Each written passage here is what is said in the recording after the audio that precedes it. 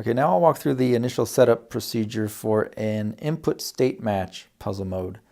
So this is where you might have a bunch of switches or some other, contacts or sensors or something, and you want those to be in a certain state for them to win the puzzle. So same as before, power it down, hold the 3 button, power it back up, holding the 3 button, wait for the light to be blinking blue. I'm going to go a bit quicker through these steps.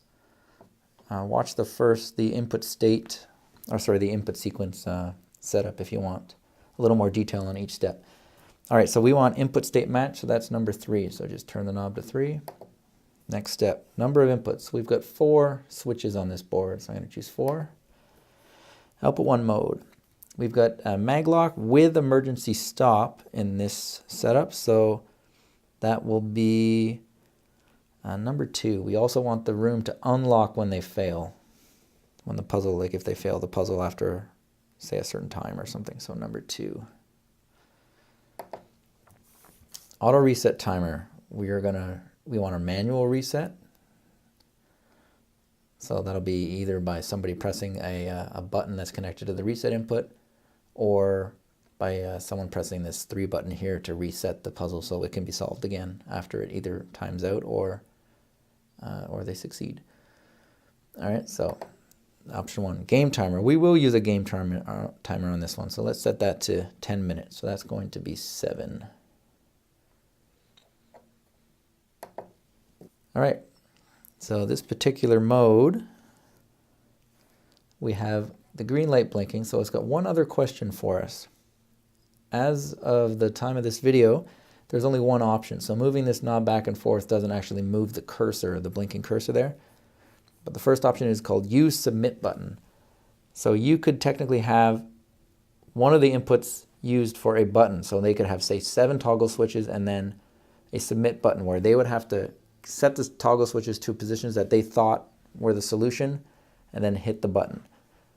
Doing that allows you to limit the number of tries. So then you could say they have 5 tries, 10 tries, 15 tries, whatever.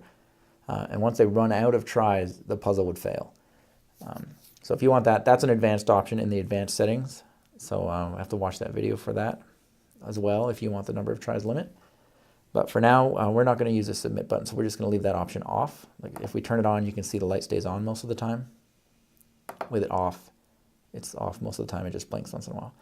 So we'll hit 3, and that is the end of the setup for this particular mode. So now what we'll do is just set the state.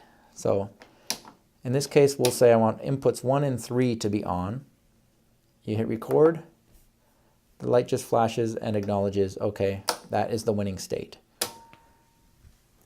Now, if I was to hit the reset button and turn on inputs 1 and 3,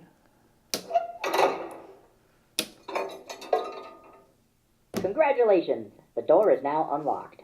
That's it. You're all set. So now with this feature, Find and turn the 4 keys to unlock the door. We've got the game timer enabled. So after 10 minutes, a puzzle would immediately fail. You'd get a red light here, and the door would actually unlock because we chose the unlock at fail option. So that would just, say that it's time to get out of the room. You had your chance, but you guys didn't make it, so time to get out. Once that happened, you could just hit reset again. Find and turn the 4 keys to unlock the door. To start the puzzle. All right, so that's the input state match setup.